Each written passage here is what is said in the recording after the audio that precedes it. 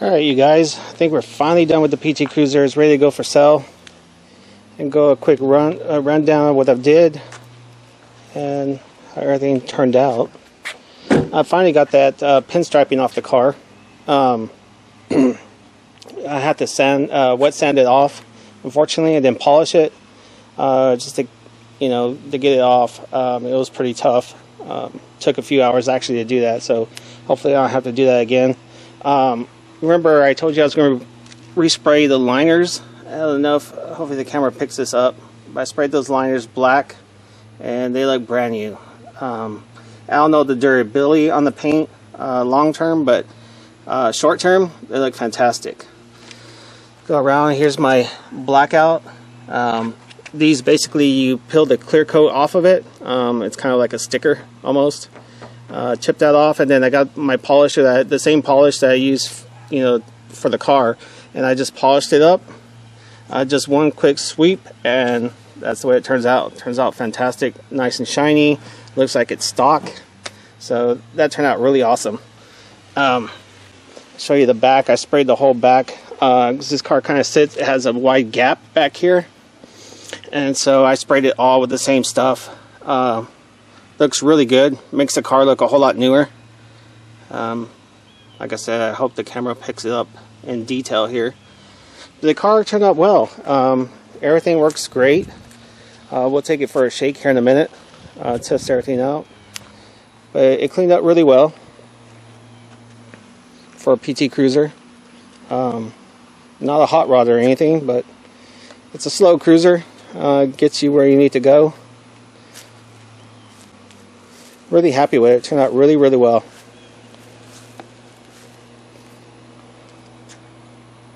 Everything's shined up. I did polish it with the machine, of course.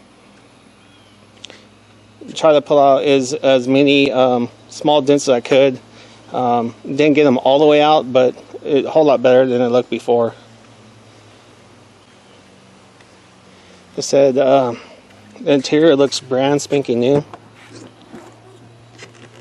course, I got the sunshade in the way. Right here.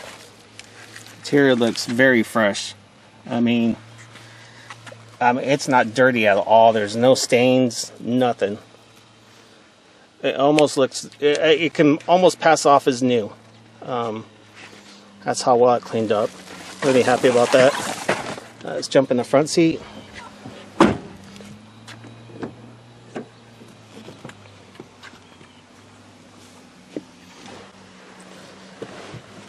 Alright, so everything's the way it should. Had a little accident here from pulling out the vent, and I showed in the previous video. I completely messed up, and what I didn't know is you can actually turn this AC, and there's a little hole here where you can access that screw back here and take it off.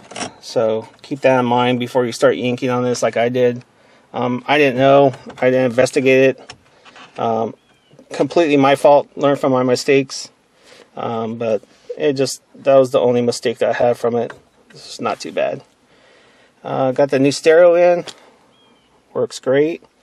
Hopefully it turns off. I'm not sure what's playing, but I don't want to get in trouble for what's playing on there. Everything else is nice and clean. Everything the way it should. Headliner's in perfect shape. I did repair a little bit of the headliner here with some spray. I also replaced this light here. Unfortunately, I couldn't get the right color, but now it does work. You can tell the color difference from the two. Junkyard pieces, and I got what I could find and put it together. Usually these break off because it's plastic to metal. Go figure, it's going to wear down and crack off at some point, especially if you have your visors like this in the summertime and the heat gets to it. That's what happens. So let me fix the mirror here. We'll take it for a quick shake.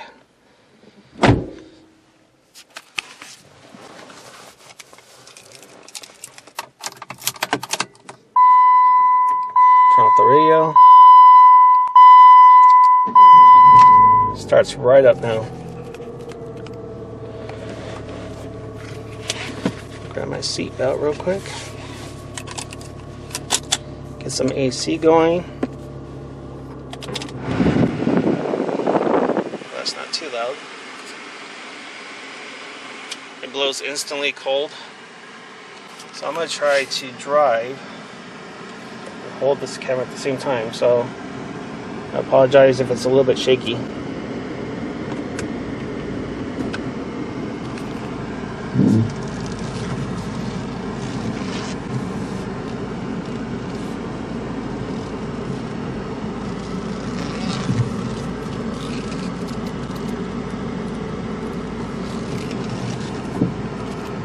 Put her in drive. No shake, no warning lights, no nothing.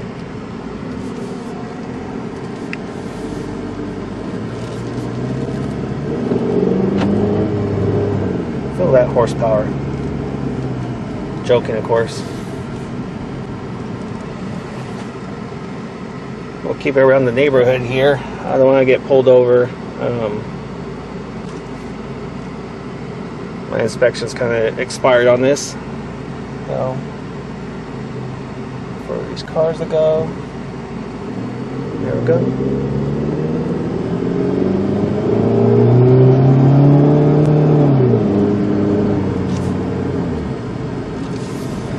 That was a 30-mile-an-hour pull.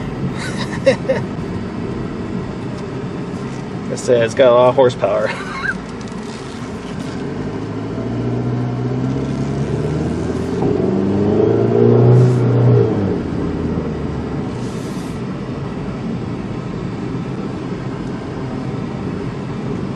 Sorry, this road it's got a lot of bumps in it. Unfortunate.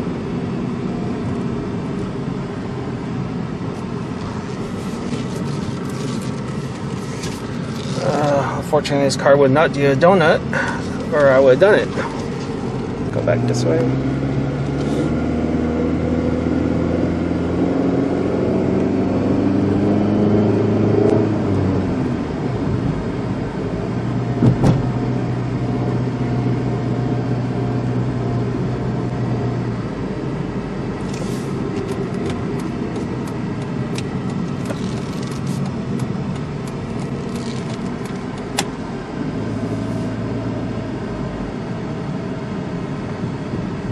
I don't know if y'all are curious how fast this thing actually goes. What I'll do is I'll come to a stop here and I'll put the camera on the speedo and the tachometer. You can kind of get an idea on what this thing does, so it's just not much.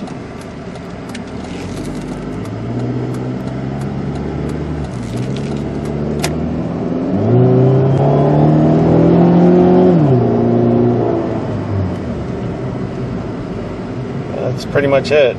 But it's throttle responsive, at least. Since the tune-up, I do feel a slight difference in it. It has a little bit more pick-me-up. So, turn here.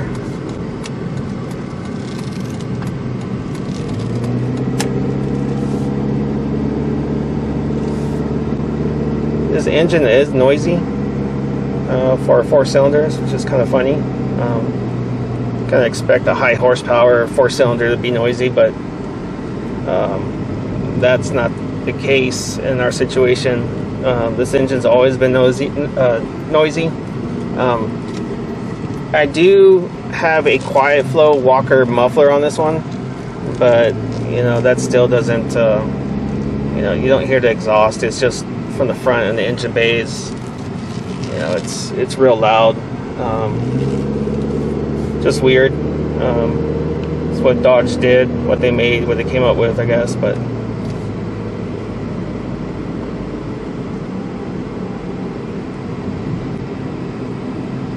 anyway, I think it's ready to get posted and get on home here. I got one more thing to check, and that's the hidden motor mount. I'm going to take a look at it with a mirror and see what the condition is. I won't be replacing it, as anyone that's worked on one of these cars or a Dodge Neon, they're a complete nightmare to get to and get off. I won't be doing it, what I'll probably end up doing if something is wrong with it is fully stabilizing that mortar mount with some urethane, and I should be able to block off one side and then get to the bolt sides, which is underneath the passenger fender, and I should be able to shoot some urethane in there and make a full solid mount, and so that's what I'll be doing. I've created solid mortar mounts before by doing the same process, and it's worked out great. So since we're selling this one, that's what I'm going to do.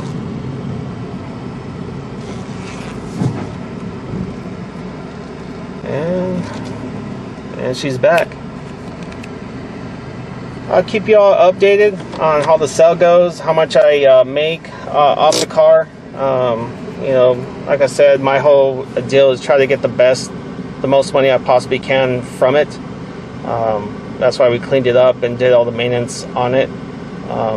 But I'll leave comments down below on any updates on the car. Other than that, I'm glad you guys joined me on working on this car, and hopefully more's to come. Hopefully we do something with the Lexus, as it's been sitting for a while. I'm still waiting for parts on it so we can do some content. So thanks for watching. Stay tuned to the next one.